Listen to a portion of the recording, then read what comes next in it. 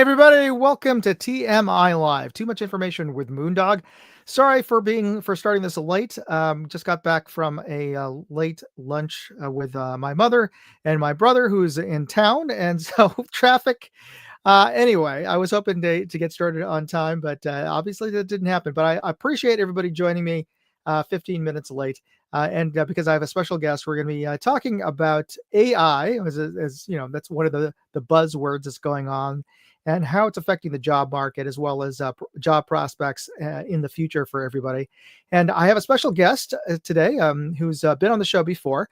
It's very good old friend of mine, Scott Robinette from Elysium Software. I figured he would be a good person to talk with, since I'm not a software guy. I'm a bit of a computer nerd, but I certainly don't want to talk too much out of my butt about stuff I really don't know that much about. But then again, to be honest, I don't think most of the people in AI really know what's going on. They just talk like they do. But anyway, I want to bring early in the show. And then we'll get into our sponsors and everything. But I want to bring early into the show, Scott. How are you, buddy? Good. How are you? I've totally forgot. We got to do the sponsor plugs, because it's to make it look like I'm a legitimate show here, right? Of course. But if it's a good opportunity for me to also talk about some of these companies with you. Starting off with, this show is sponsored by Aura.com, which is an online cybersecurity company that I use to help protect me on the web. Now, they've got a slew of services, and maybe, Scott, you could talk about some of these, or at least if you ever used them. They've got VPN, which, what does that stand for, Scott? Virtual private network. Very good, very good. Because most people don't know what a VPN even stands for, but maybe you could explain to folks what that means, actually. Yeah, I was going to say, based on what you said earlier, I get paid to talk out of my butt about AI. Yeah, it's basically it's almost like a secret tunnel that you put through the internet, so that it supposedly encapsulates all of your data in an encrypted way, so that snoopers can't see what you're doing. The big reason that a lot of people use VPNs is mostly because it also gives you a secret IP address that just so happens to not correlate with where you actually are or the service providers that you're using. So, just saying, not that I would ever do this, but for people in places like Canada and other countries trying to look at American content and getting geo-fenced out, VPNs are pretty cool. Hey, that's a definite plus. And if you want to watch content, like on Netflix or other streaming channels that are, because of licensing, you can't watch in the U.S. without behind certain paywalls, what have you. But if you say you're in Europe or in Asia, you can watch stuff that you can't watch here. So that's another good reason why you want a VPN. And as I mentioned, they bundle a bunch of services, including credit monitoring and data broker removal services. I know if you ever had to deal with that, or if you have actually purchased information from data brokers, Scott. No, I've used them with some of my clients, but I've never done it myself.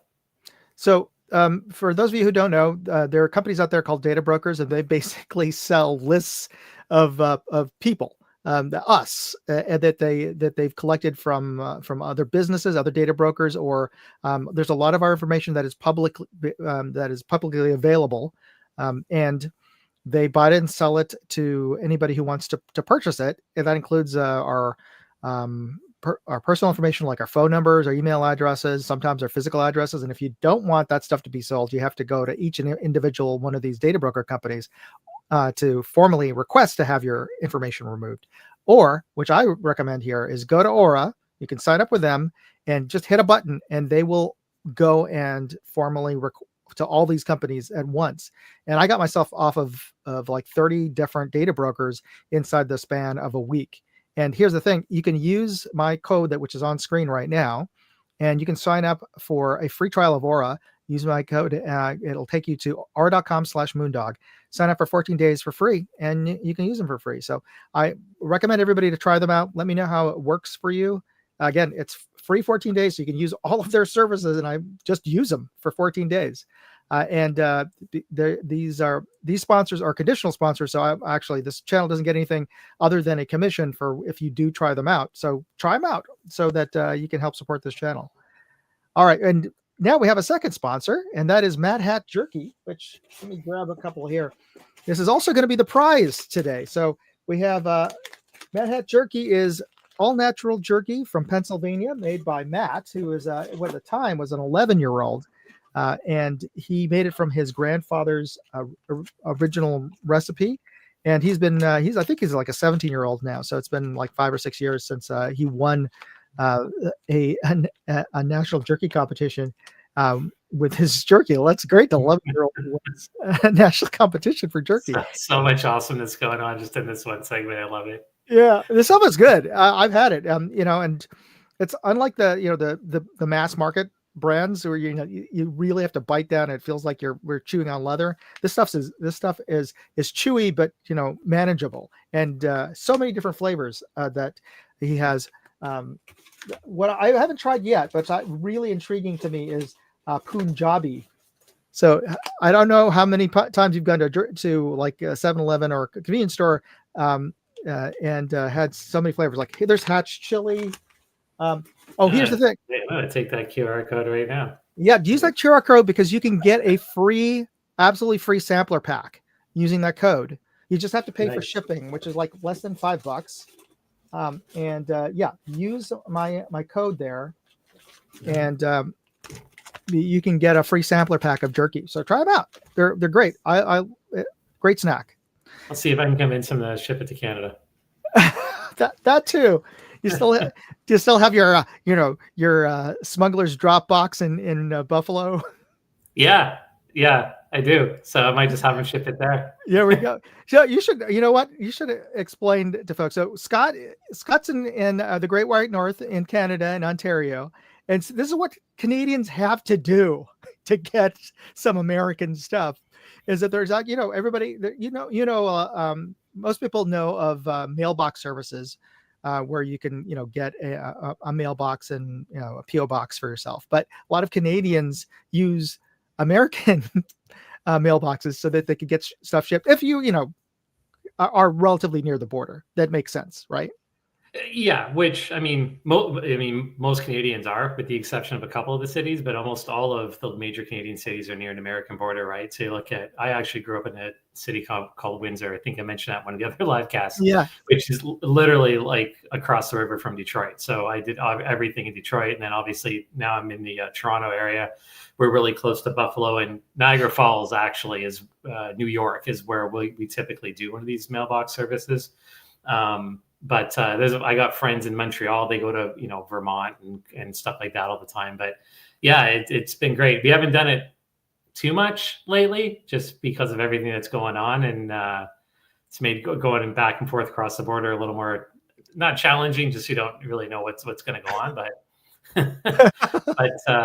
But yeah, I mean, there's certain things that you just can't get. It's actually recently in the last couple of years when things changed with customs rules with sending things over the internet, because for a long time, for probably the first 20 years that Amazon was around, Amazon would send stuff to Canada and we wouldn't have to pay duties or customs or anything.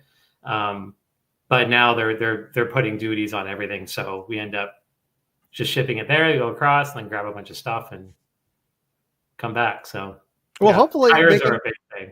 Which are tires? Tires. Yeah. Why tires is it? They're like literally less than half price in like New York State versus here in Ontario. I'm sure I used to know the reason why. I'm sure there's all kinds of reasons why, but it was so much of a deal that you had to I've never done this, never had to buy tires there, but people will go across and get tires and then drive them around for like 2 hours and try to scuff them up or whatever before they go across. Because if the customs sees your tires, you've got these brands faking these tires on your car. They're kind of like, yeah, do you have a receipt for those? Right. Yeah, if you go in there with some nail clippers to clip off all those little injector hairs.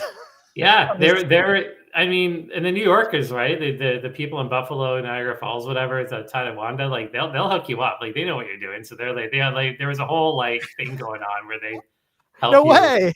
Yeah, and there is actually a kind of a neat thing that again, growing up in Windsor, Detroit was like the big guy on it was the big thing on, the big kid on the block, so to speak. We would do everything in Detroit.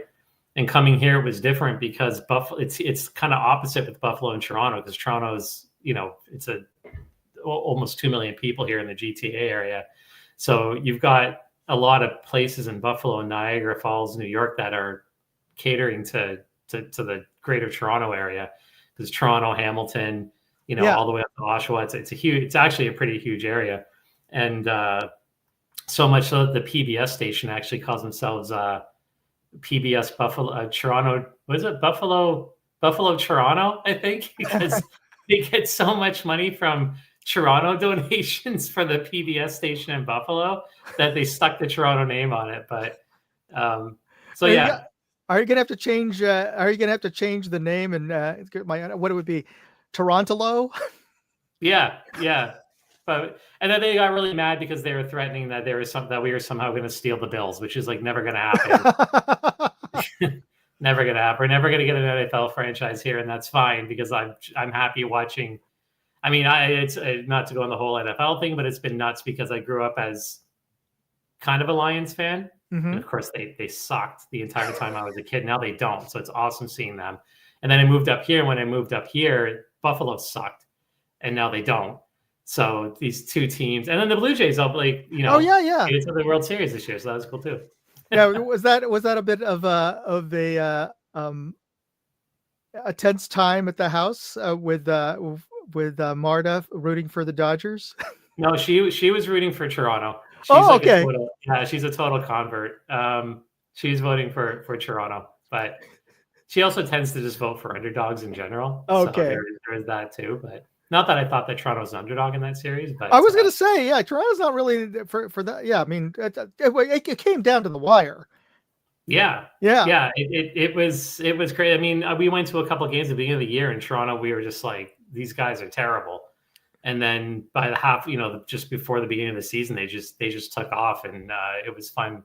It was fun to see. Baseball tends to be like that, I think, right? I'm not a huge baseball junkie or anything like that, but you just never really know what's going to happen. I mean, the Dodgers were looking like they weren't going to make it to the World Series either, and then there they were. So yeah, but the whole country was crazy because there's only one baseball team in Canada, so the whole country. Oh yeah, I didn't realize that. I thought it was I thought there was at least one more, but I guess it didn't. Yeah, it makes sense. There was the Expos until they moved to Washington.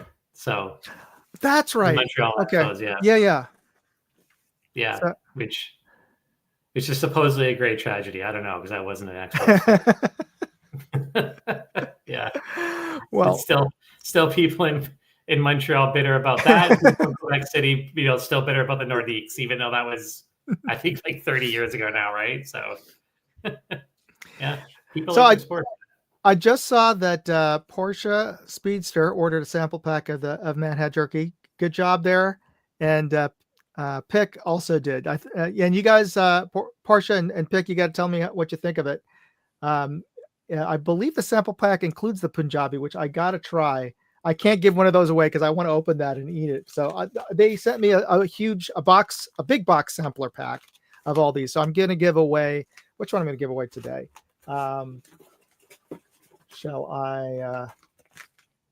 So we got roasted garlic, spicy roasted garlic, and hatch chili, and what else we got? And spicy original, and this is the flank. So apparently they also have regular as well as flank steak. I'm not sure what they use for the regular stuff. Maybe it's probably chuck, as I'm guessing. I don't know which cut of beef that most people use for jerky, or at least what he uses. But I saw an original, and then there's gourmet flank. So there you go. Which flavor should we give away today? You think? Do you want to give away the gourmet flank roasted garlic, the gourmet flank, or the hatch chili? I'll do the hatch chili. All right. So we're going to give away the hatch chili today to the winner of So let's move on. Let's move along and give you guys a clue to the contest today. It's going to be a live contest. So we're going to do the drawing at the end of the show. And let me just bring this up onto stage here. And so for everybody else, there's your coupon. There's your QR code to order your free sampler pack. Here's the clue for today. And disregard the thing at the bottom there about emailing me. We're not going to do an email contest today. It's going to be a live contest. So type into the side chat the hashtag symbol and the name of this company. That's their logo over there, and they are a social networking company. So if you know who this company is, post it in the live chat right now. All right, we'll move on. So the new videos, and I'd love to hear your thoughts on some of these, because I don't think maybe you have seen it. I don't know how often you watch YouTube, but if any of these come up to your feed. All right, so this is a new scope brand, and as a little a little teaser here, this is also going to be available to win this month on my website, and we'll talk about that towards the end of the show when we talk about contests. But this is a brand called Aquifer, and I know you're a gaming nerd. Perhaps you know what an Aquifer is. No. Oh yeah, I didn't either.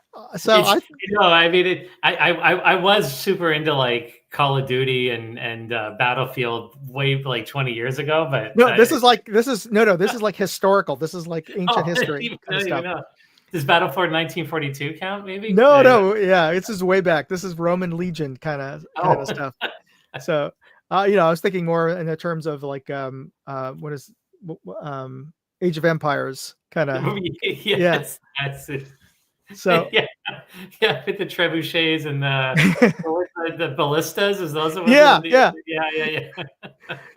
So this is apparently, I had to look this up because I thought it was just a nonsense word. You know how like a lot of Chinese companies have nonsense names, and I don't. That's not derogatory. They literally are, because there's so many companies in China that all the good names have been taken already, so you can't trademark them in China. So they've just, I'm sure there's a website out there that's like random name generator for my company, and they make it easy for relatively easy for companies that are in the export market in China to establish a brand so that they can start selling, whether it's on Amazon or Temu or AliExpress. But of course, they need a name and a website. So with all the big good names taken, they have to go with some really offbeat names or combinations or mashups of names. And it ends up literally being a nonsense, or sometimes really just totally butchered spelling of a name just to be unique and get the URL. So Aquifer is the title of the Roman legionnaire who carries the golden eagle standard for the legion. Oh, so aquil is the Latin word for eagle. So the Aquifer is the eagle holder. Very cool. Yeah. So I thought that was a pretty cool name. It is, yeah. Yeah, but I didn't know it, and it just seems like a weird sounding word to me. But yeah, for those, it sounds like something that would have something to do with, I don't know, water or something. But yeah, I would. And as Tim Mooney says, then that's the reason why we have the eagle. One of the reasons why we have the eagle on top of our flagpoles is also sort of as a callback to the Roman Senate and that sort of imagery. So anyway. So this is the same scope that I reviewed. So it's actually pretty decent budget scope, and it is and you can win one. I'll get you details about that. So here's the video. Here's a video short from the review that I posted.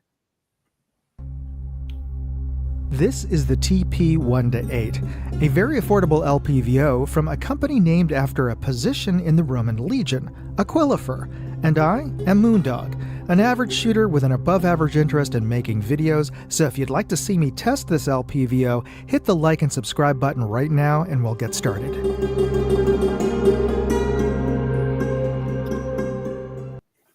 So I tried to go with a little more of an ancient-sounding soundtrack for that video.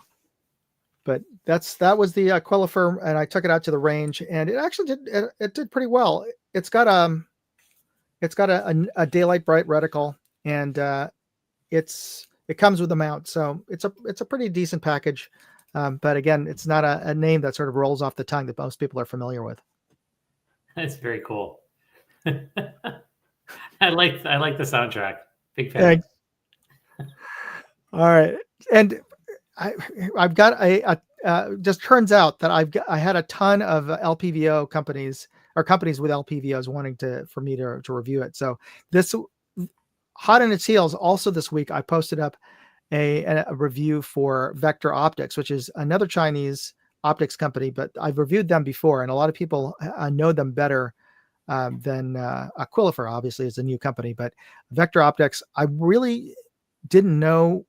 They're not a really well-known brand in the U.S., but apparently, and I don't know how accurate this is. There's always a little bit of hearsay and scuttlebutt, but they say that they actually make the scopes for some really more expensive European brands. And I don't know who they are, but looking at the scopes, I can kind of believe that because they're really the milling.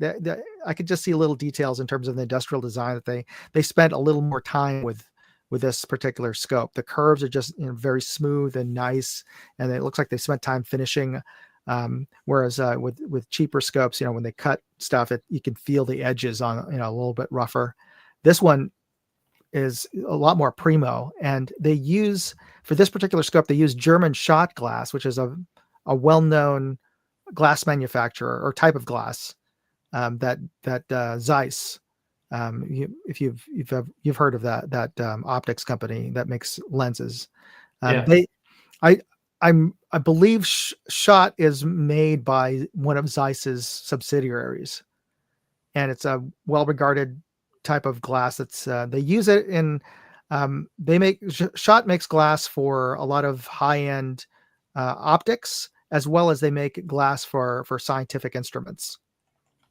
So Very cool. Yeah. And so I posted up a review of that particular one.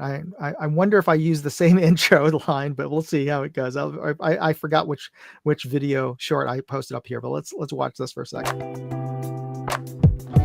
This is the Vector Optics Continental, a fiber optic daylight bright LPVO with extra low dispersion shot glass. The kind of features you expect to find in more expensive European optics, but at a Chinese price. Is it any good? Let's find out. So I don't know if you could saw a little bit of snippet there. I did show that it's got illuminated reticle, and it's illuminated with a little fiber optic, literally a fiber optic thread. You know how the crosshairs are on a scope. So these ones are they snaked in a fiber optic thread and then painted the reticle on top of it. So at the very end of the thread shows the laser going through it, and that's what projects the little red dot on it. That's pretty cool. Yeah. And that's one of the ways that they can get it bright enough, because a lot of people complain that sort of like the catch-22 is if you want a very fine dot so that's not obscuring your target. Like if you're shooting something at long range, like over 500 yards or whatever, a human head is not going to be very big. So if you have a very visible crosshairs, you'll obscure your bullseye by the thickness of those lines. But the catch-22 is most illuminated reticles are illuminated because there's actually reflective material that they paint on it. So if the line's very thin, there's not very much reflective material there, so it's not very bright. So the problem with a lot of the thin or floating dot reticles that were illuminated before, and they're sort of backlit, is that to make those dots really thin and small, they weren't very bright at daylight. So somebody came up with a brilliant idea of running that fiber optic thread in the center. And to say it sounds like a good job for a laser of some type. I mean, really, what isn't? But for that in particular, just you get the brightness and the thinness that you're saying that you need there, right? So you being able to channel something from fiber optic sounds like the way to go. There are some drawbacks to it. One is that you're limited by the thickness of the fiber optic thread. It has, your reticle will end up being thicker than that. And the other downside is you can't have Whereas if you didn't use the fiber optic, you could design reticle designs that kind of float there, or don't have other things around it. But this one, with the fiber optic, you physically have to have it connected to the outside, to the edge of your scope image. So you're kind of limited in terms of how you design how the reticle actually looks. And I've got a couple of comments here. I'm just going to bring them up for folks who are asking some questions here. Let me just go back a little bit. I hope folks could see the little scroll. They've got a new feature on StreamYard that allows you to see what people have been posting here. And let me just go back here. Schott AG is a German multinational glass company specialized in manufacturing glass and glass ceramics. And then Royvenator asked the question: Athlon Argus BTR Gen 2, 8-34. Well, okay. Well, he wants to know, is it for that price, is it a good scope? I haven't looked at that particular scope, but the Argoses in general, I thought were really good, a bang for the buck. The Argos glass is their sort of mid-range or entry level, just a hair above entry level. It's not the Talos, but the Argos, I think, is a good step up from the Talos, and not as expensive as their Midas or their higher lines. So you're going to see a little more chromatic aberration in the glass. But for that price, I think that's a good price. And Vector Optics Sentinel 10-40 is I think was a suggestion from Pick there. He says it's probably a better deal that he would recommend the Vector Optics Sentinel. Though if you can get the Sentinel for about that price, then it may be a better deal. So it all depends. I don't know if that Vector Argos BTR is a new one or a used one at that price. That's surprisingly low for a new one. So I don't know. I think I would jump on it if that's a new 8-34. Okay. All right. So let's go on to the next video. This one is on my Moondog Reviews channel, which is my non-pew pew stuff. And this is, as you can see from the video, it's I field tested at a baseball field. It was a baseball game for the San Francisco Giants, but of course, as we all know, baseball season's over. And this was back in October that I took it out to the ball game to test out. And of course, I pulled up the wrong thumbnail. That was a bonehead move. But anyway. What I wanted to show you, and I'm going to show you the video of it, but that's the wrong thumbnail that I posted up there. Sorry about that. I actually posted that video a few weeks ago. So the video that I posted this week, or at least last weekend, was for the Loophole. I brought actually two scopes to compare at the ball game to see, which of these two, they're roughly about the same price tier, but I wanted to compare the Athlon to the Loophole, and here's the video that I posted was of the Loophole actually. These are Loophole BX4 Pro Guide HDs, and we're going to see if these sporting field binoculars work on this kind of sporting field. Watch the full video on my channel, Moondog Reviews. You'll find a link in the video description. So it really was great to bring those binoculars. They were like 10 power binoculars because it really got close to the players from our seats. And their seats weren't bad, but it was like, wow, okay, I'm like better than the dugout. Yeah, you're like right on the plate. Yeah. And it was also good because we were on the level just below the sort of the private booths, the club booths. Where the companies buy those private booths. So I actually spent a lot of time just looking to see are there any stars or celebrities watching the game? Yeah, that'd be something. Being at the Giants game, you'd be like, it's like being at the Dodgers game. You just scan the whole stadium and see who's there, right? Yeah, exactly. Yeah, you'd see more. Certainly, you'd see more celebrities over at the Dodgers game. But I tried to see if I could see any tech celebrities You know. Yeah, I'd be more pro. Yeah. Yeah, I'd be a little more likely. True. True. Hey, is Elon here today? Or that, Yeah. that's Sam Altman, whoever's up there, I imagine. yeah. All right. Now we were talking about this because so on my other channel, which is Moondog, my travel channel, I posted up a visit to the Temple of Dendor, which is at the Metropolitan Museum of Art. And you guys, I just found out, we just chatted just a bit. You guys had recently been to New York to the museum as well. Yeah, first time I was there on business and took the family with me. We were Wait, there. wait, you've never been to the Metropolitan Museum of Art before? No, I've been to actually Brooklyn probably 4 times on business and had never actually even been like to Manhattan. So it was like my first time actually. I know it was ridiculous. So when I got the family this time, we went and had to check out the Met because, as you know, the Marta and the girls are big museum fans to begin with. And I'd heard about the Met. It's a museum, but wow, it was something. It's the only museum I've literally gotten lost in like 3 times. It Oh was yeah. like it's we went inside. I don't even, but it was like there's like a house. It's an old, you know what I mean? Oh yeah, There's the Frank Lloyd Wright house that's there, the living room.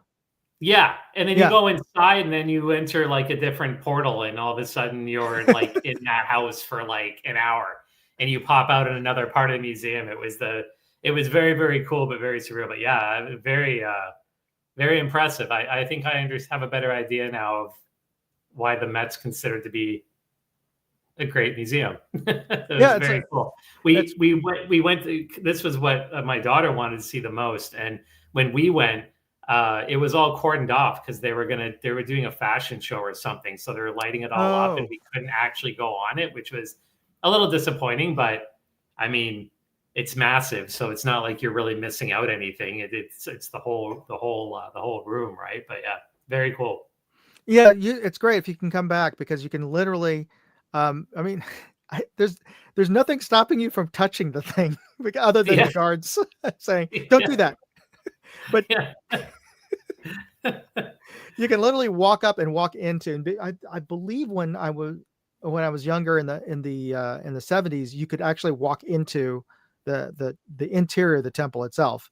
But they rescued this from the Aswan Dam in Egypt when Yeah.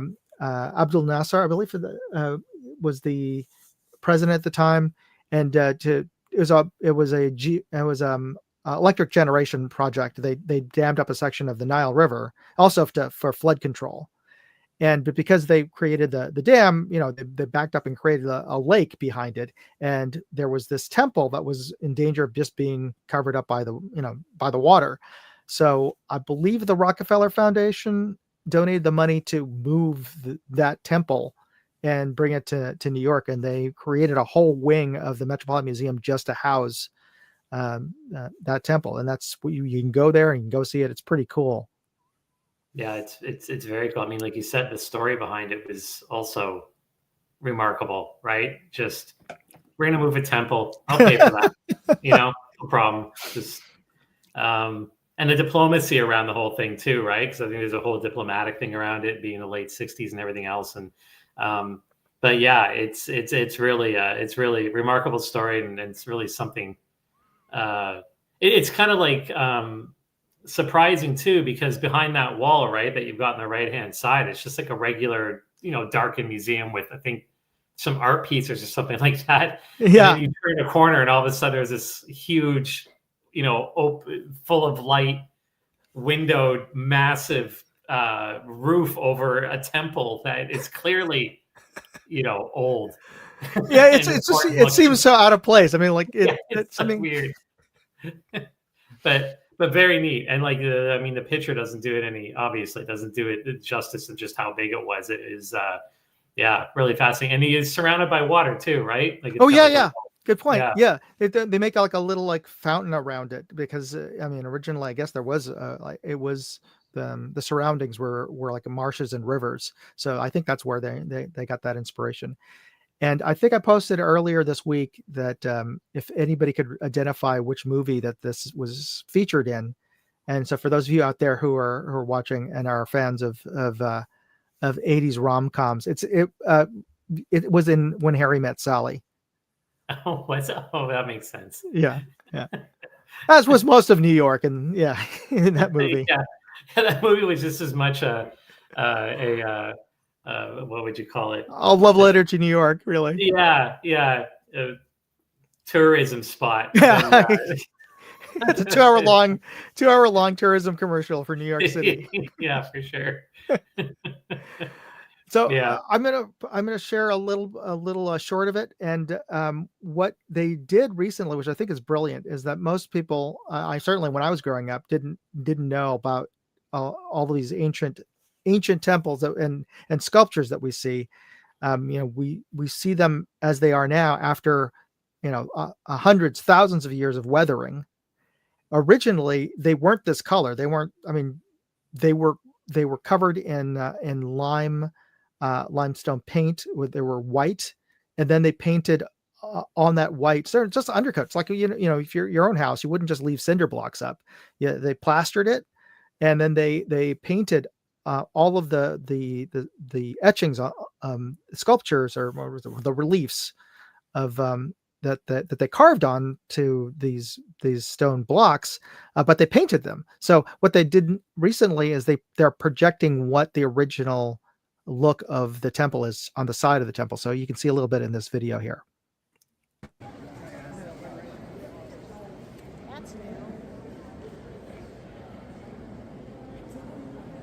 So there you go. That's a section of what it would have looked like back in the day.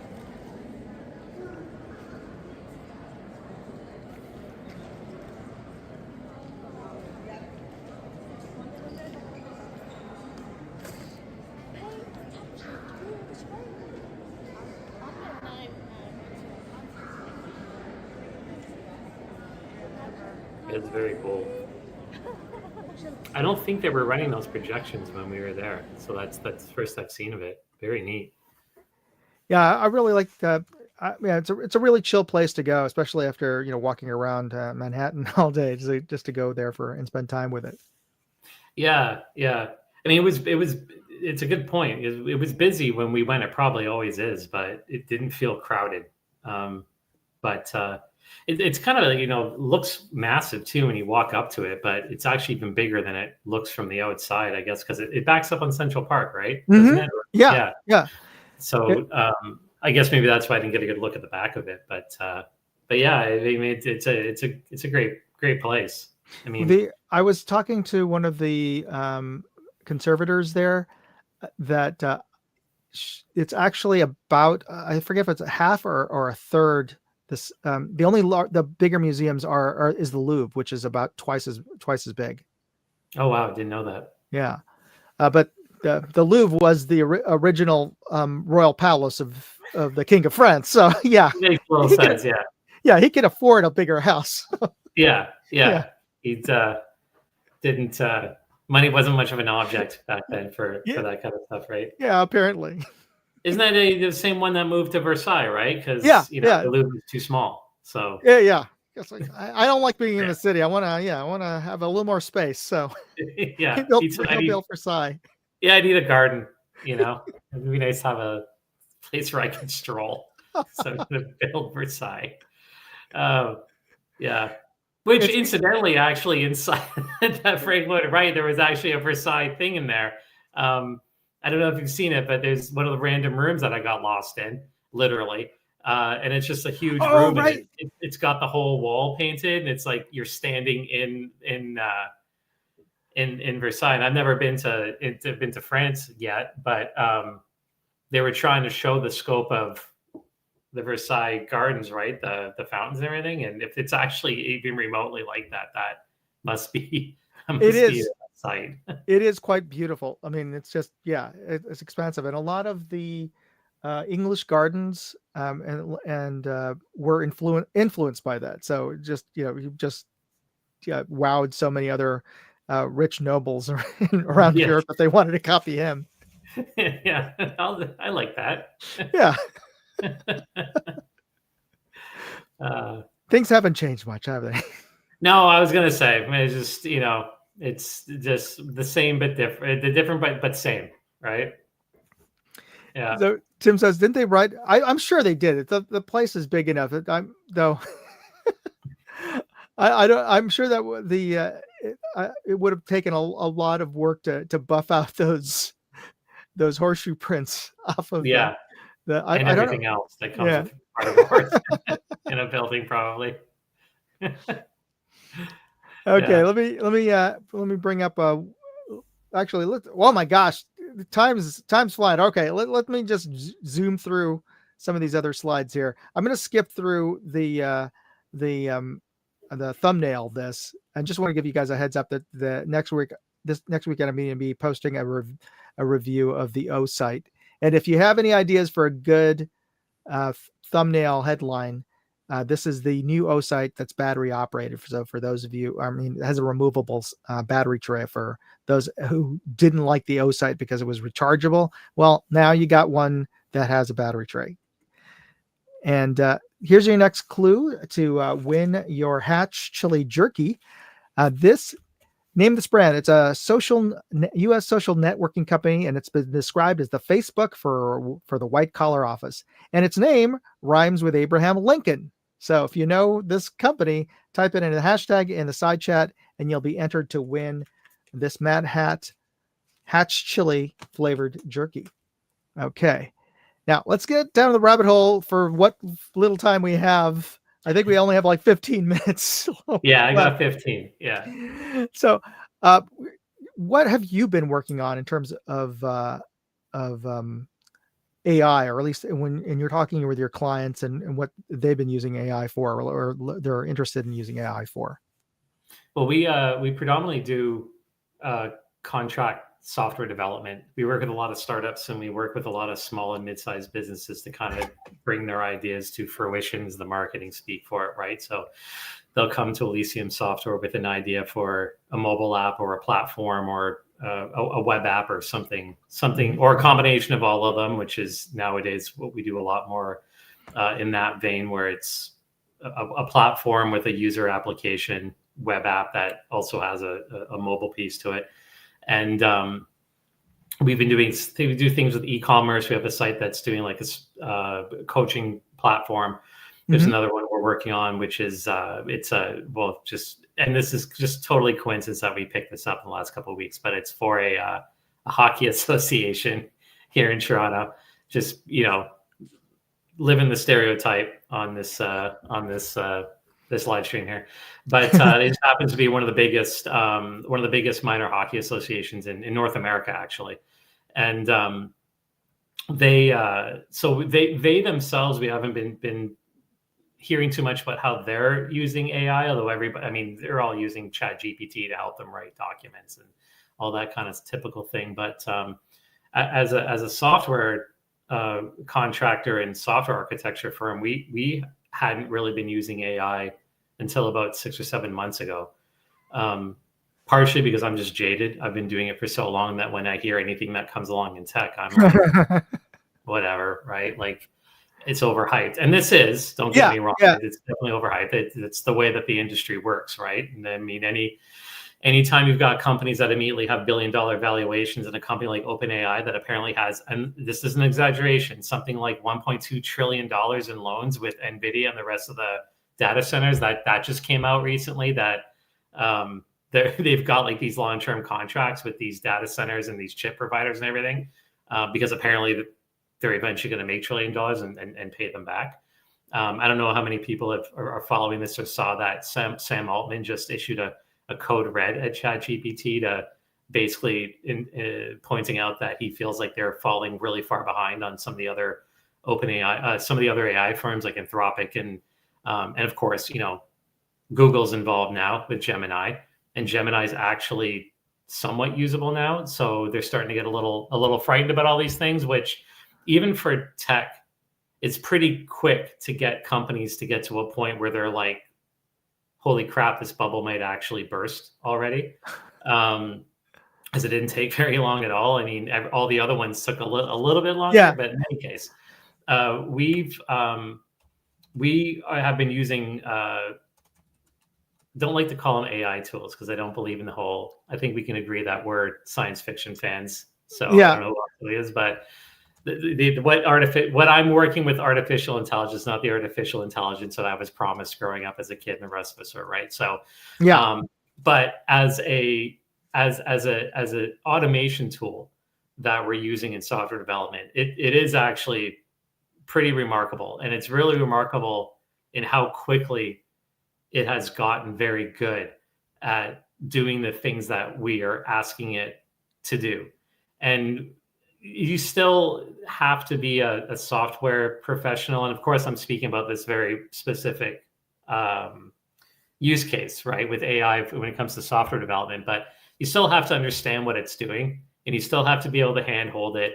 It's a lot like it's an automation tool again, but it's a little bit like if you want to personify it, which is part of what they're trying to do with all these AI things, right? They really want you as a human to feel like you're interacting with something that is human.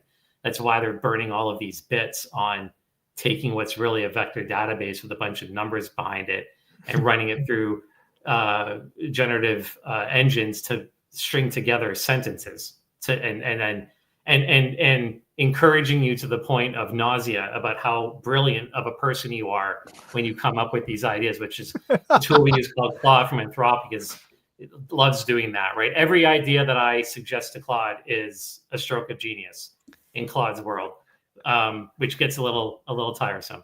But it's being able to do some of the things that we would typically do in software development that would take hours can now take like 80% less than hours. That's significant. It's really significant. It's once you start figuring out how to interact with it in an appropriate way, you can do things like user interface development is probably where we've seen the most dramatic improvement in time. And part of this is because if you look at it from a technological progress point of view in software development, again, strictly speaking, progress, the fact that this is 2025 and we still sit as developers and write lines of code the same way that we did 30, 35 years ago, it's a little ironic that everything around us has dramatically improved in efficiency and speed and correctness with the help of computers. And in software development, we haven't. We're still doing form validation the same way we are. We're still writing the same lines of code. We're still dealing with the same kind of problems, the same kind of tediousness that we do. So in a lot of ways, I look at what we're doing with AI, with some of these engines like Copilot and Claude and some of the ones that are out there, almost like it's a quantum leap to where we should be. Because, I've been doing this for almost 30 years. I was a geeky kid growing up doing all this kind of computer stuff. And I've doing UI design, form validation, trying to write like an email validation system for a sign up, a login page, a sign up page, all of these things, and having to do it like, you're copying and pasting code, but you got to put a different logo in there. You got to give it a different look and feel. You got to do all these things, and you're doing it over and over and over again. And the libraries were really good at expediting you putting these pieces together, but you still have to do a lot of work in getting them to work together. And then you do that for page after page after page. And for me, it's been liberating to be able to say to Claude, I've already got 2 of these pages that I built. Make 3 more pages, make 5 more reports, make 6 more of these things, and just make sure that it matches the style that I have on this page. And it just does it. And it churns for a couple of minutes, and then you go and you have to test it because Claude will be like, I tested it. It's perfect. It's exact words, not mine. Perfect. I've tested it. It works how it's supposed to. It never does. You go and you test it. Just like a junior developer, you go back and it doesn't actually work because you didn't actually test it. And you got to bust his balls every once in a while for it. And then he apologizes. Again, I'm not exaggerating this. This is literally what some of these conversations are like. But it's you're still saving. It's like the 80-20 rule on steroids, right? Like you're saving 80% of the time, but you got to know 20% of what you're still doing and make sure that it stays on track. And what's also been interesting is you can clearly see how at least as a developer who's been doing it for a while, you can see that. Let me take a step back. Okay. So a lot of these software development models, the brains of these AI engines, are obviously built off of the absolutely massive amount of open source code there is on the internet. Microsoft, I don't believe for a second they knew this, but Microsoft now looks like absolute geniuses, right? They look like the kind of, go back to a football analogy, the person who the coach that does the absolutely just ridiculously asinine play that somehow works, and you're like, the dude's brilliant, and you're like, yeah, if he had actually messed that up, you would want his head on a pike, right? And Microsoft bought that GitHub, the world's biggest open source the biggest code repository on the planet. I forget what it was. I'm sure someone on here knows, but it was $1 billion or something. It was at least $1 billion. It was an absolutely outrageous sum of money at the time. Yeah. At the time, not knowing what they were really going to do with it. They just knew that they wanted to control what was a massive code repository, maybe just to educate themselves or whatever. Enter Copilot in 2023, 2024, and they've got this whole model, right, that they're training all of their AI coding on. Now, because it's still predominantly open, most of the code that's on there, Anthropic's doing the same thing. Microsoft has the benefit of they control the code, so they don't look at your private repositories. I don't believe that. Whereas, I mean, like, come on, right? Like, so they're definitely looking at the private repositories that people are paying for, that we're using, everything else is using for.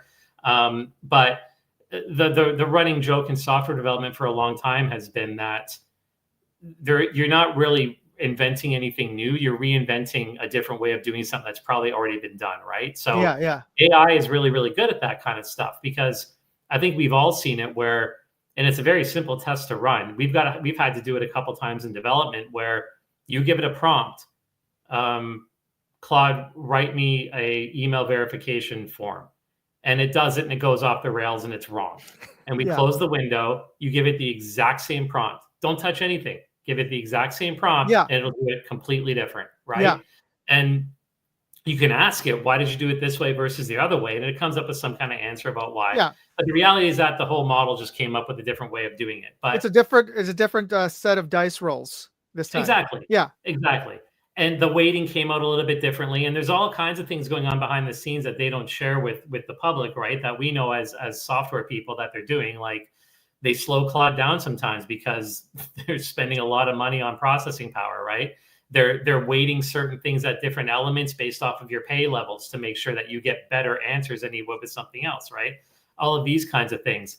And what has been interesting about using Claude is when you hit on something that has been done who knows how many times, the email validation one being a perfect example. When you sign up for an account, put in your email address, it sends you an email with a 6-digit code. You go back, you put in the 6-digit code, and then it says, yeah, you're valid. Then it lets you into the homepage. Almost every site right now has that. So there's literally thousands and thousands and thousands of repositories that have that code in there. So when you ask Claude, I need an email validation system for this login page, it spits it out in a couple of seconds, and it works. It just works. It'll do the spots for the 6-digit code. It'll send you the email and make sure that the form works. It's got a countdown time on there, a resend, and make sure that people can't spam your endpoint for email. It does all of that. Just writes it for you. So it literally does 6-7 hours worth of code and literally does it in a couple minutes.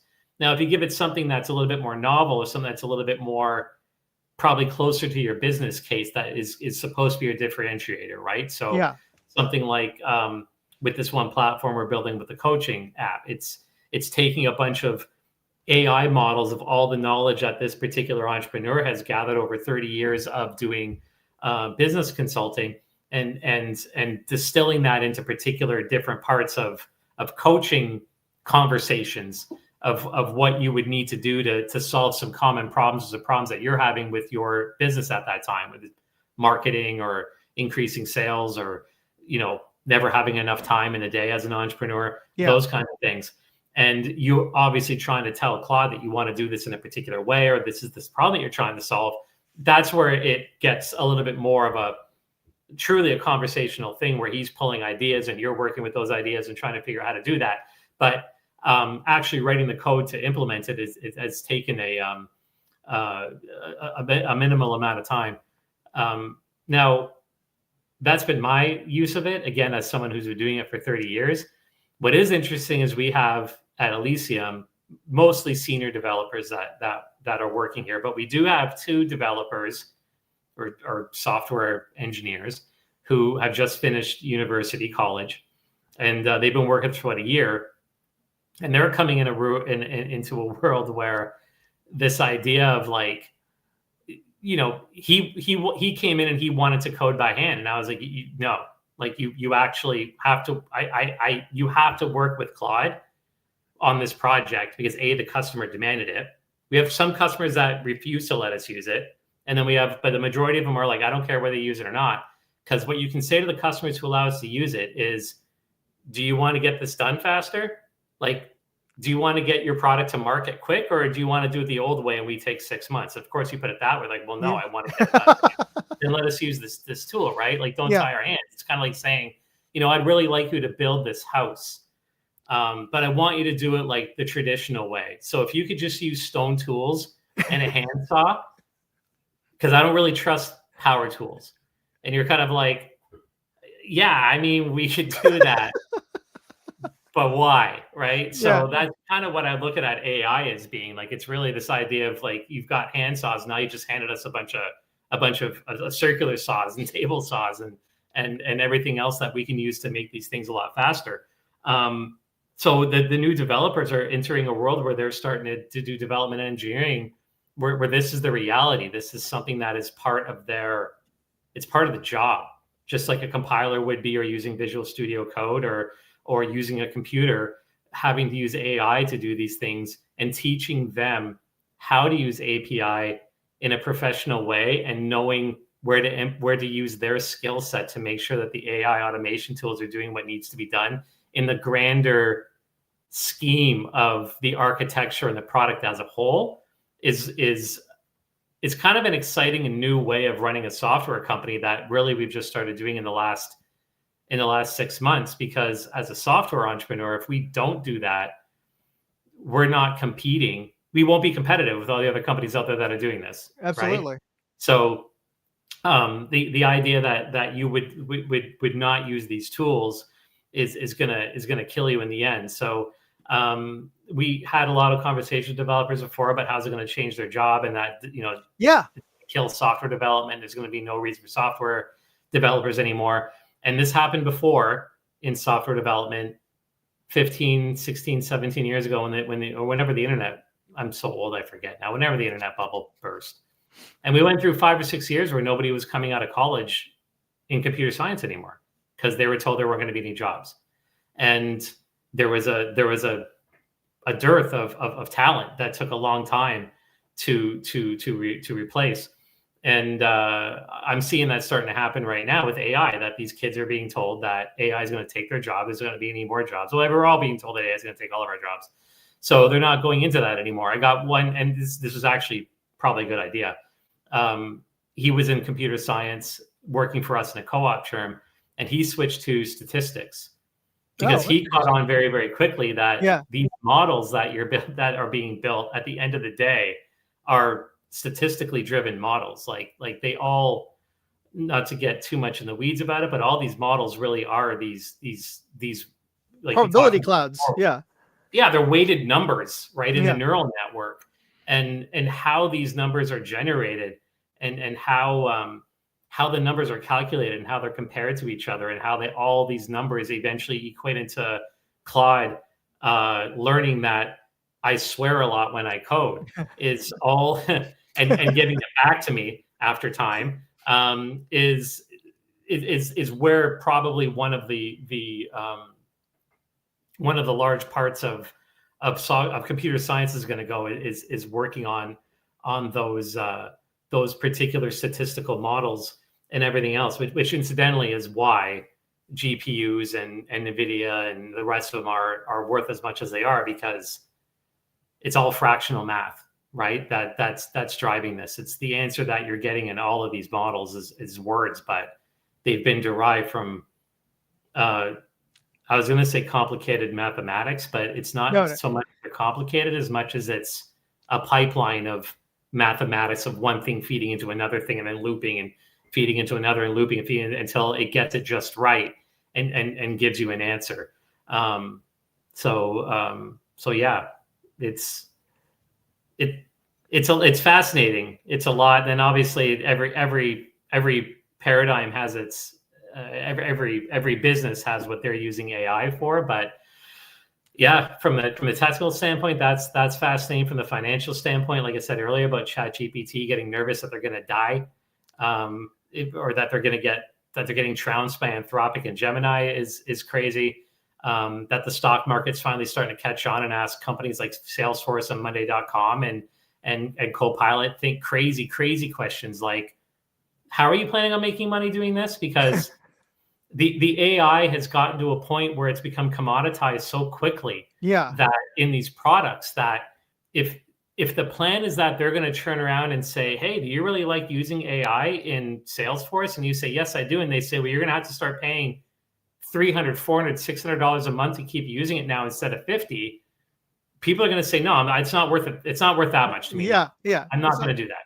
Right. And by the way, you gave it to me for free for the last year. So why would I pay for this? Well, I'll just go to ChatGPT and tell it to spit out a document for me and then put it into Salesforce. Yeah. So I don't know how they're going to make money on this. I mean, as developers, everybody has its price, but right now, just to give you an idea, and then I'll stop talking.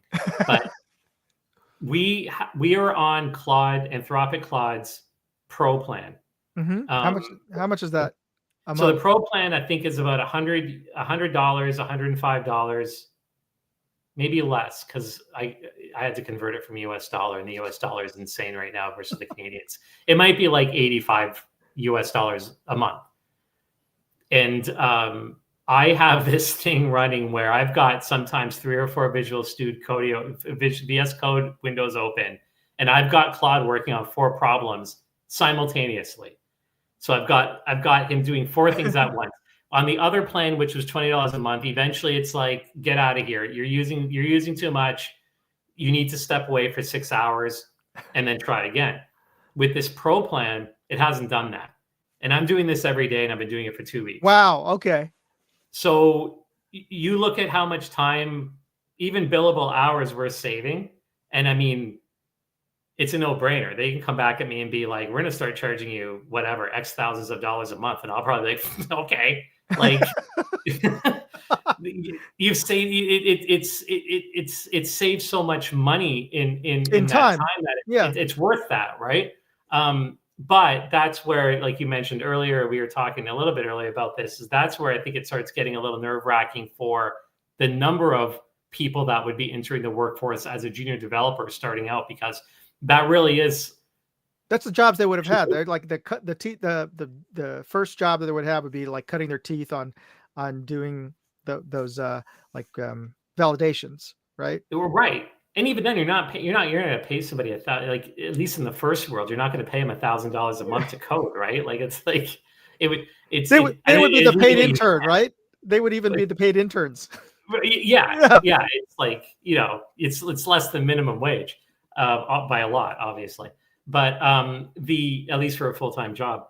But that's where I think it comes into, again, looking at it more like AI is not replacing jobs. It's going to change a lot of jobs. It's changing a lot of jobs that we have in what we're doing in computers. But I mean, this is kind of how, not to be glib about it, but this is just kind of how things tend to operate. Like before the internet, right? I think all of us on this live chat remember a time before the internet vaguely, and my job what I'm doing right now, my job didn't exist before AI didn't even exist. Like writing a web-based platform with a subscription model using Stripe on the internet, so that you can download a 6 gigabyte file in a minute and a half. That was unheard of 7 years ago, right? 10 years ago. Yeah. So all these things end up just changing, and I think that's what AI is going to end up doing. And maybe free us all from some of the mundane stuff that we have to do, and then get to the Star Trek world where we don't need money anymore. So that's my optimistic point of view on it. The socialist utopia of Star Trek. Yeah, exactly. It's all about AI, which is funny because I was watching an old Star Trek episode 2 weeks ago, and because one of the Sci-Fi channel has it on right, and the episode, and I think it's from like 1967, was about an autonomous. It was about a scientist who came on board the Enterprise and was testing an autonomous artificial intelligence that was going to run the Enterprise. I think the Next Generation did a very similar one too. Yeah, this was in the 80s. Nomad. Was this the Nomad episode? The name of the computer was no, but that one's very similar. This one was, I forget the name of it, but the scientist on it was the scientist that wrote the AI was black, which was also oh yeah. I remember that one. Yeah. Oh, it's a huge deal at the time, and I was just kind of like, two things struck me about it. One is that obviously it was kind of ahead of its time, right? I guess maybe for science fiction, not so much, but basically where we are now, it's you end up reflecting on that, being like, holy crap, this is M5. So Tim Mooney gave us the answer. The computer's name was M5. That's right. That's right. Yes. Yeah, that was the one. And but then also I was struck by the idea of being like, that's pretty far in the future. You think that it would probably already have had some kind of autonomous AI already built into the systems.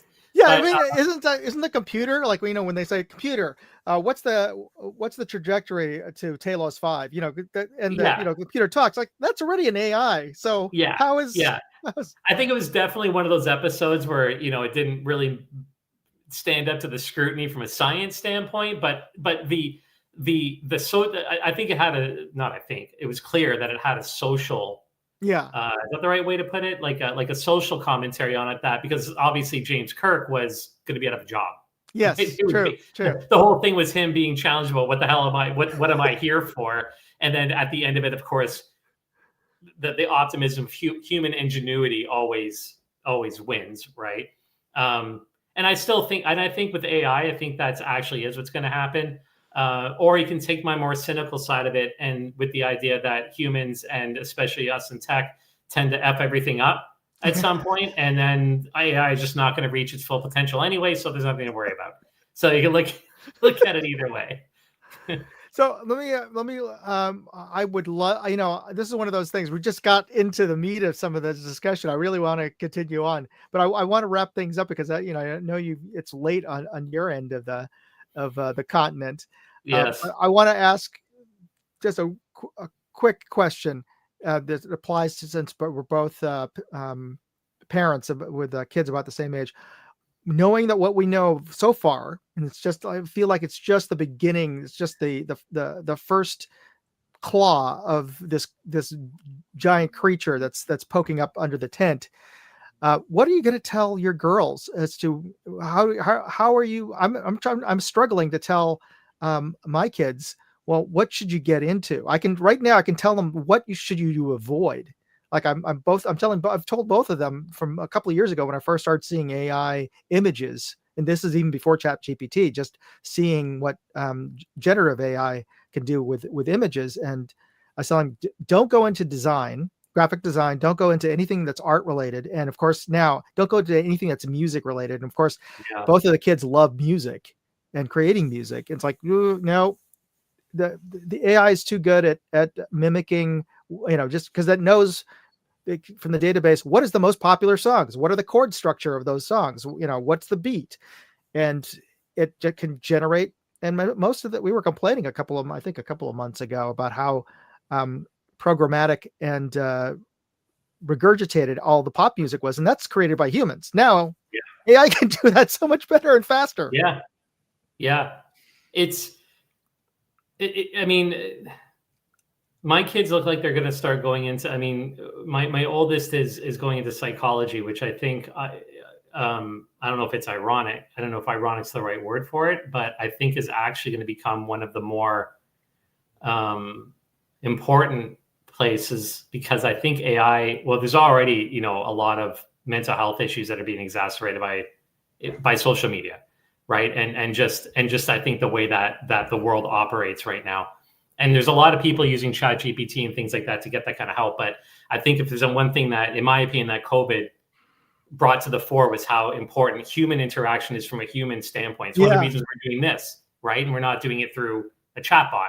And one of the reasons why people still Zoom, and why immediately, aside from all the other nefarious reasons why people go to trade shows and everything else, but why there's still trade shows, right? Why there's sci-fi conferences, why Comic-Con is still absolutely massive, right? Like no matter what you do with AI, I think humans have a need to do something that is tangible, fleshy, and whatever that is, when people are in a room, that you feel something that's different than you do when you're on a screen, or when you're interacting with a chatbot or whatever that happens to be.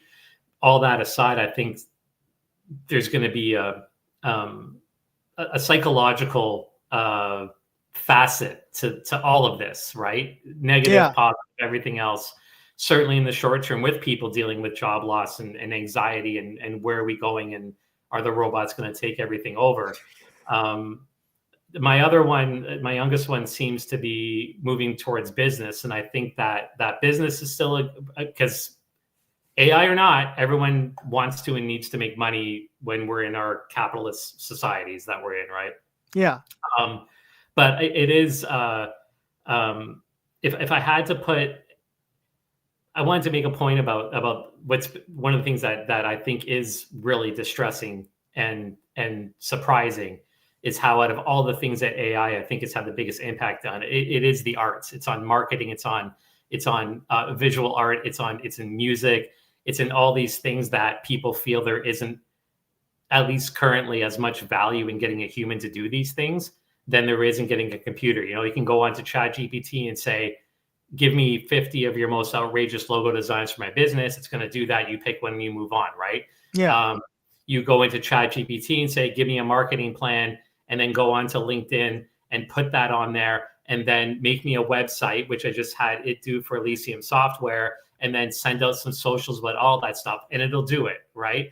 We've got this one person I was talking about that does the business coaching. He has a bot that every 2 days goes through his meetings, pulls the pieces out of it, and then puts an Instagram posts all over the place about it. Like, he's not doing any of these things. He doesn't have a marketing team doing it. It's all automated, which is, again, both fascinating and frightening. But the one, and I think, and what's funny to me too is he's got, like you said, we could talk about this forever, but he's got bots that check bots to make sure the bots are doing things right. So he has a bot or something in he has, they call it a pipeline or a workflow. He's got one agent that generates the content. It sends it to another agent. That agent's job is to remove all of the AI tropes. So all of the typical repetitive garbage that AI puts in there, like emojis, for example, which is the dead giveaway because it puts little party hats everywhere and like little horns and little like presents all over your document. You're like trying to go something a little more professional here, right? So chill out on the icons, and then it goes through another one that vets to make sure that the information is correct, because you have to do that with AI because it makes stuff up, and then it goes back through again and then rewrites it. So he's putting together agents that are checking agents to make sure that they're doing their job correctly, which in and of itself is kind of interesting, right? Yeah, absolutely. But I had somebody come by here, and I had something leaking in my kitchen into my basement. I have an unfinished basement. Something leaking in my basement. I could not figure out where it was coming from, and it was getting worse. So as is usually the case, I don't know about anybody else, but I call a plumber because I'm like, I got to figure out where this guy, I can't find it. Of course, as soon as I call the plumber, I realize it's like, I know what it is. It's probably coming from the water line that goes into the fridge for the ice dispenser and the water dispenser. Yeah. Okay. And sure enough, I pull the fridge from the wall, and it's pinhole, and it's spraying, right? And it's spraying against the wall and dripping down, going into the basement. And as I'm discovering this, and I'm going to get on the phone and be like, no, don't come. The plumber, don't come. He's at the front door. So I'm like, all right, well, I might as well have him come in and try to find something else for him to do, which just so happens that I did have a leak in my ensuite bath that I couldn't fix. I was actually physically incapable of, I needed a professional to do that one. I didn't even know where it was coming from. So I tasked him on that. Anyway, he's there, so he ends up fixing the water line. He goes up and he, puts some sealant or whatever back in, cuts a hole in, checks it up, whatever. And by the time he's done, he hits me with a $550 bill. And I thought, that's something AI is not going to fix. Like, Absolutely. it's going to be the rise of the trades. I don't know about you guys, but I grew up in a blue collar town, and it still didn't matter that if I was in a blue collar town, you had two choices. You were either going to go get a job at one of the big three factories, none of which exist in Windsor anymore, except for one. There used to be 7, and they're all gone, right? With the exception of the minivan plant. All the other ones, long gone. GM's gone, Ford's gone. I mean, I think they might have an engine plant there that keeps coming and going. But the point is that you were going to get a factory job, or you were going to like leave the city, which is what I did. Yeah. But the idea that you would go into the trades, that you would become a mechanic, or that you would be a plumber, or that you'd be an electrician was poo-pooed on there. Like, yeah, that's, why would you do that? Like, you're right? not smart enough to go to college. Yeah. And which was always stupid, a stupid way to look at it. Right. Anybody who needs an electrician or a plumber knows that these people are worth a lot of money, because they do things that it's called a skilled labor for a reason. Right? There's an apprenticeship process for a reason. There's a reason why you're not going out there working on your 240 panel for yourself, right? Or you shouldn't be, in my opinion. But and now the school system here is removed a lot of that ridiculous stigma, and they're trying to get, especially in Canada, because we've had a very, very a problem with having enough people in the trades. It's one of the reasons we have a housing problem here, is because we don't have enough skilled trades to build the houses. Okay. Right. And they can't. There isn't enough here, and now they're trying to get more people into the trades. And honestly, like, all kidding aside, with AI, it's like it's those kinds of things that you have to physically do with your hands. Is because, absolutely. I worked at a funeral home for 3 years as a software developer, and realized that's another line of work that you're always going to have to do, right? Like, there's certain things that plumbing, electrical work, building things, what the electrical saws, but all these things, and their value. And I'm sure it's happening in the States. Their value here is it just keeps going up, and it's going up because there isn't enough people doing it. They're having a hard time attracting younger people to do it, but the younger people that are getting into it, and we've got the same problem where we've got 60-year-olds who they're looking to retire, and there's nobody to take their job. And so when they come, and a plumber is kind of like, oh, I see, your toilet is spraying stuff everywhere, and it's going through your walls and all this other stuff, and you're going to need to go get a permit for it, and you're going to have to go rebuild it. And they're like, it's going to cost you this amount of money. You're kind of like, okay, like, what am I going to do? Like, you're going to charge me whatever you have to charge me. Like, electrical, the same thing, right? Yeah. So if there was one thing I would put somebody into, and they're kind of like, what should I do? I'd be like, damn it, like, go into the trades. There's a guy down the street, a mechanic. He's got 5 stalls. He's only operating one because he can't find any mechanics. Wow. Okay. Nobody wants to do it. He's like, Scott, like, on it, like, think about it. Like, what 25-year-old wants to come in here and get his hands all dirty and sliced up when he's going inside trying to fix an alternator or trying to do battery work or whatever in an EV, when he can sit in front of a computer and in a nice warm room and just do whatever he's going to do in front of the computer. And I was like, I guess so, but I don't know how much longer those jobs are going to be around to the level that they are right now. So, well, even if it's and then we just got to. I think we've discouraged too many folks that really do. I mean, there's some enjoyment in physically connecting things. Yeah, absolutely. That me and a lot of other people would have gotten into if we weren't discouraged into taking that path. Yeah, for sure. And there's a lot. I mean, with software development, we were doing it even before COVID, but COVID really especially in this industry, took the idea of remote work to an absolute extreme, right? So people working on their own, like I work from home, as somebody mentioned on the chat, this is a very common house that so many of us have behind me here. Same thing within Zoom, right? It's the same background for everybody because we're all working from home, trying to hide the fact that they're I don't know, maybe they're in a bedroom or something, and that they haven't made the bed, and they don't want anybody to see that. So but the personal social impact of that, I think, is something that's crept up on some people who weren't aware that was what was going to happen. So when you're doing some of this trade work, right, and you've also got that, there is the camaraderie.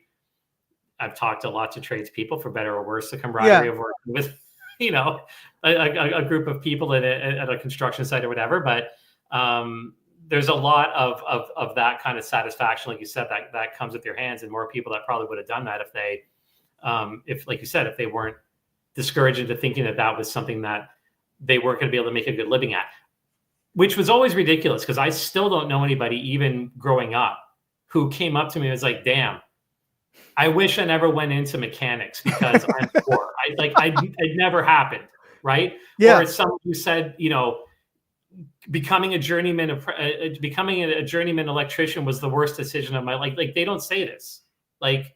There's always people who say it because they're just complainers to begin with, but it's not the idea that if you're able to get to that level of what you're doing, that you're not going to make, again, they're called skilled trades, or pipe fitters is another one. Like, pipe fitting is something that you wouldn't think that, I maybe being the tech nerd, wouldn't think that was a 6-figure job in 2025, but it is, right? Any of these industrial places, the data centers are running electrical, plumbing, pipe fittings, and HVAC, a lot of HVAC and a lot of electricity in those things. So those weren't built by AI. No. So, but it is, I guess to kind of put it into conclusion, it is a little frightening when it comes to things like art. But then again, I do wonder if, remember when synths all became the big thing in the 80s, and drum machines, and there's all these right? We thought about how it was going to revolutionize, and it did for a bit. There was a period of time when everything was synth. And it did change. It's not like there's huge in saxophone and violin making factories anymore. Right. Yeah. Yeah. And not a lot making all these things, I guess, kind of come and go. But I do wonder with art, how any kind of art, just generally speaking, that again, if trying to be the optimistic human, if so much I think of what makes art good art is the imperfection of that art, and AI is not good at that. Yet. Yes. Like you're saying about having the bots check the other bots. I was just joking around with G yesterday, saying these AI generated songs, their pitch is too perfect. They're going to have to tweak the software to run a filter to have the pitch go off a little bit randomly, right? So that it sounds more human. So we're adding imperfections. It's like adding the scratches and dust filter on front of video to make it look more like film. And they very well could do that kind of thing. But I wonder what would happen when it comes to concerts, which have become a huge thing again, right? With people going to see concerts, even before all of our favorite bands had to do it, because it's the only way they can make money now because of streaming. But the I listen to it, like, maybe again perpetuating the stereotype, but one of the genres of music I listen to is electronic. So I'm a big Amon Tobin fan, and Dead Mouse and that kind of stuff. So electronic artists. Yeah. And one of the things that's really fascinating to me is that Amon Tobin typically doesn't do concerts, because he's like, there's no reason for me to do that, right? Like, it's pre-produced electronic music, but with all kinds of different layers. Yeah, like, how do I perform that? So the Sydney Opera House, and this is on YouTube, and it's actually very, very cool to watch if you're into this kind of music. But Amon Tobin was invited to the Sydney Opera House, and they were doing, I think it was like some kind of electronic series. Mm-hmm. And I really should check out the other ones, because I've only checked out Amon Tobin's. But they invited a bunch of electronic artists to do, obviously, the electronic music inside the Sydney Opera House, but with some kind of visual, a visual, how would you put it? A visual part of it, a visual aspect of it, and build a visual set. And so Amon Tobin worked with some people and built a set in the dark with lights and everything else. And it's all synchronized to the music as you would expect. And it's got, it's a whole audio visual immersive experience. But at some of the times his face and what he's doing kind of appears inside the set. And he's got, the computers in front of him, and there's knobs and there's like, little switches and all that. And he's going to the music and he's doing the knobs to the beat and he's flipping things and all that. And, at the end of the show, he does an interview and he's like, because he doesn't give a shit, basically. Yeah. He's like, yeah, it's all fake.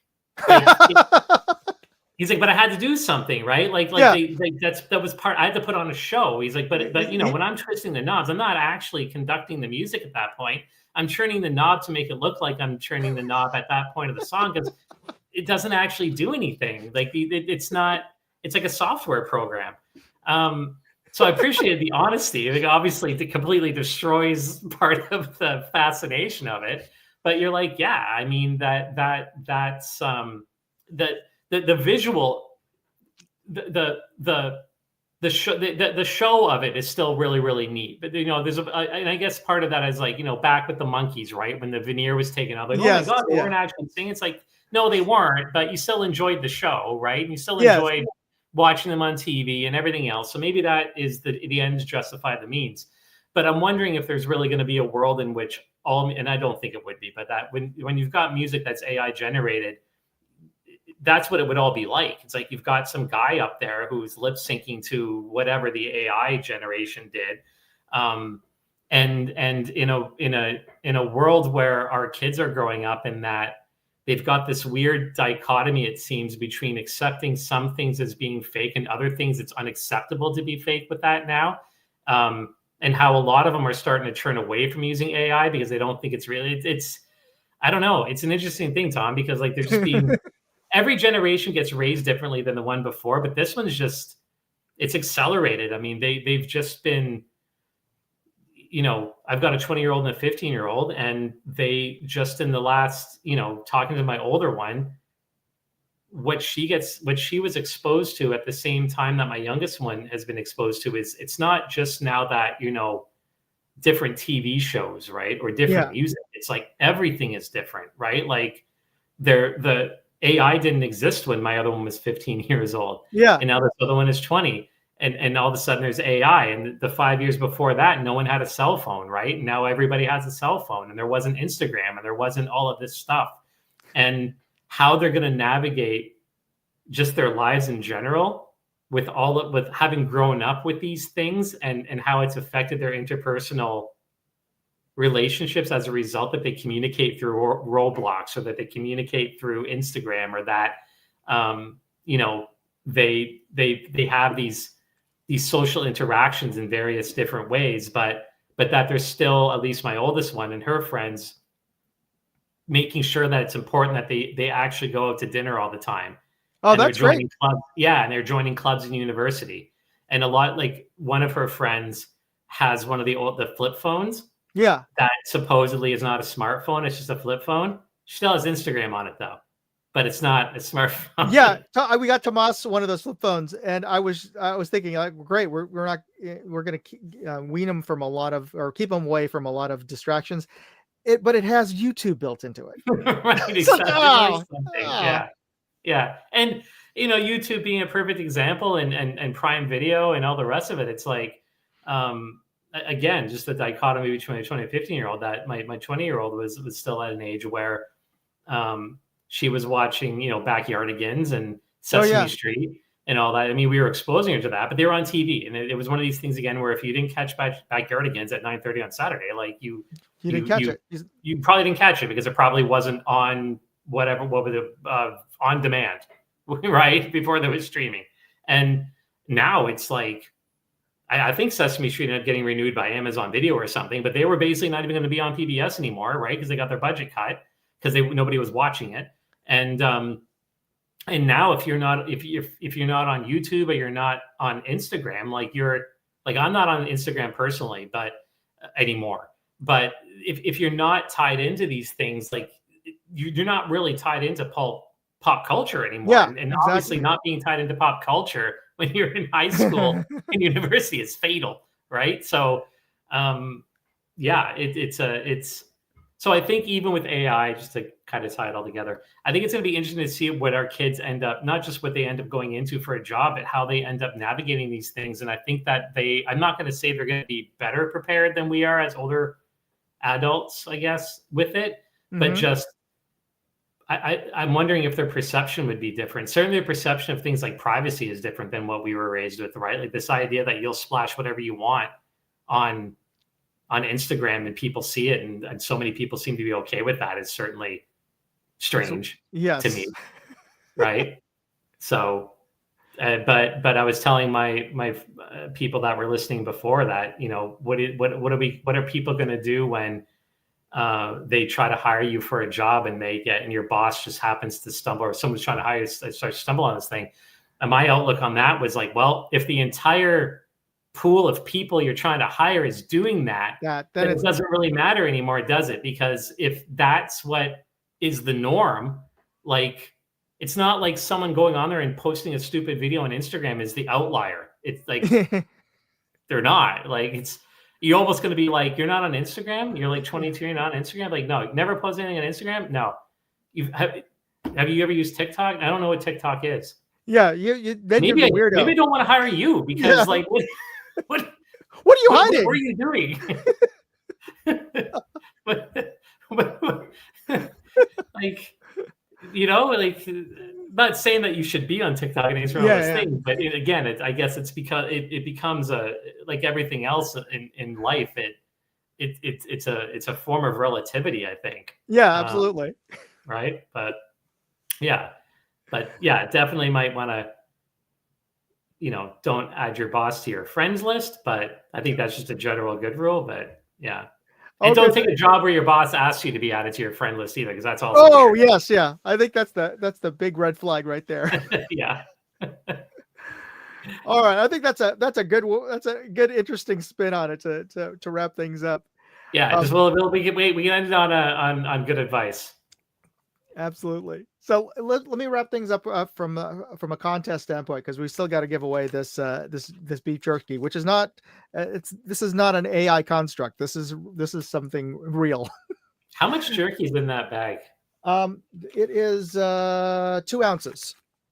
Okay. So about Oh, that's a decent amount yeah, for a this is a snack decent collection. amount. This is like practically a Yeah, meal's I worth was of gonna be jerky. like, I've been out of the ounces game for a while, so I was gonna have to convert it to grams or something. But 57 grams oh, there you for go. Okay. yeah for you for the folks up north in Metro. For 57 for the grams. rest of the planet. Yeah, for the rest of the planet.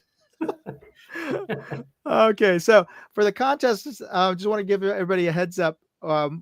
On my website, if you go to, let me just post up links here for everybody. But if you go to moondogindustries.com/contest, you can find details on 2 contests that are going concurrently right now on my website. One is to win this. Let me just zoom into myself here for a second. I think I can do that. There we go. This is this huge EDC light. I really would consider this more of a utility light, but I mean, this thing is freaking huge. So let me just, where's my phone? You can see it's about how big this thing is, and it's a super bright. They claim 2,000 lumens, possibly. Um, in my test, I wasn't quite able to get 2,000 lumens out of this, but still over 1,500 lumens in my tests of this. So this is got 2 emitters on the. You got your main here for long distance beam, and you got your flood on the side, and this has a pretty good decent runtime. Anyway, you could win one of those in the contest this month, or an Aquilifer LPVO, which I've also reviewed. So go to moondogindustries.com. Oh, did I post those links or just said that I would? Here we go. Here's a link for you right now. So go to my website, enter both of those contests. Pretty easy. It's all free. So you can get a chance to win that at the end of the month. And for the contest that just completed this month, I'm going to do the first of the 2. You can win. We're going to see who wins this Claris E5 plus It's a super thin EDC light, and comes in a variety of designer colors.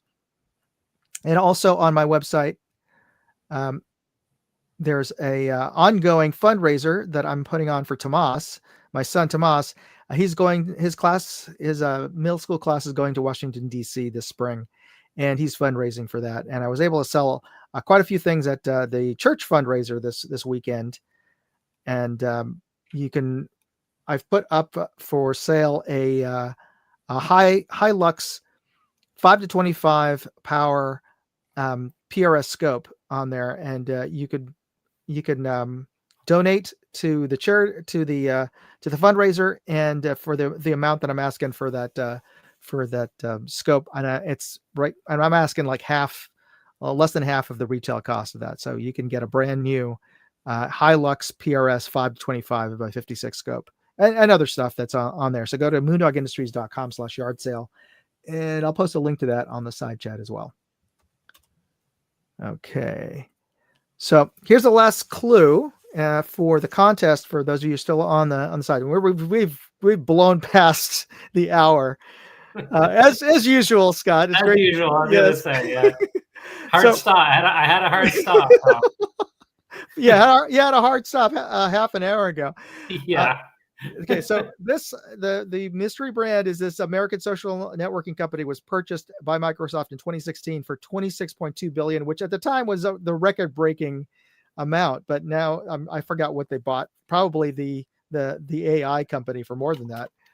And this is still the largest social networking company for professionals, with over 1 billion registered users worldwide. So if you know who this mystery company is, put a hashtag symbol and their name on the side chat, and you'll be entered into the contest.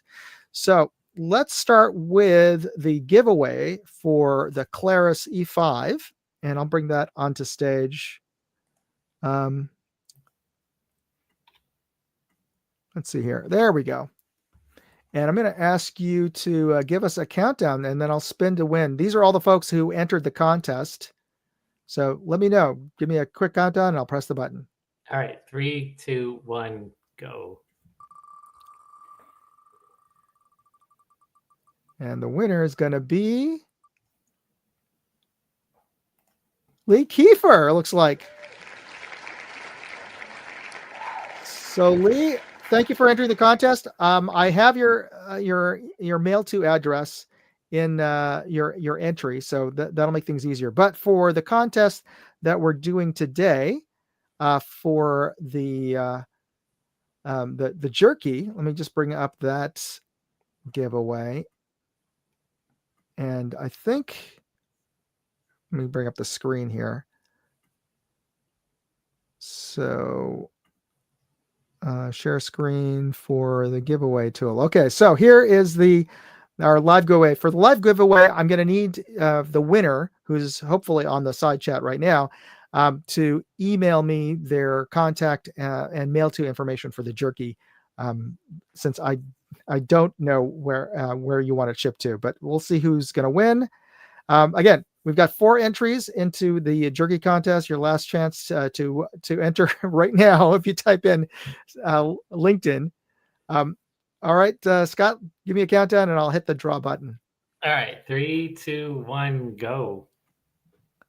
And the winner is going to be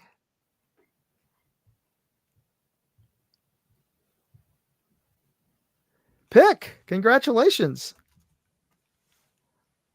All right, Pick. I'm pretty sure I have your address from the previous win, but just in case, please send me an email, and I'll put up. You send it to contest@moondogindustries.com, and just there you are, Pick. Awesome. Excuse me. No worries. So yeah, thanks, Pick. Just shoot me an email at contest@moondogindustries.com, and remind me, just put in the hashtag LinkedIn in the subject line. And you know what, if you want, you can even designate you can have me send this as a gift to any of your friends and family, so that as well, so it doesn't necessarily have to go to you. If you'd like to send this, you've won the Hatch chili flavored Mad Hat jerky. All right, everybody. Thanks for tuning in. Thank you, Scott, again for taking the time to chat with me. It's always great having a good conversation. I know we're in for a really good chat. And for everybody else out there, if you enjoyed this, if you enjoy listening to Scott and learning about more about software and AI, please hit that like button and hit that subscribe button if you're not already subscribed. All right, everybody. Thanks for tuning in. You be safe out there. God bless. Moondog out. Hey, I'd like to know what you thought of this video. Leave me a comment or chat with me on Facebook, Twitter, TikTok, MeWe, Instagram, or Locals. And if you want to see all of my videos, go to moondogindustries.com.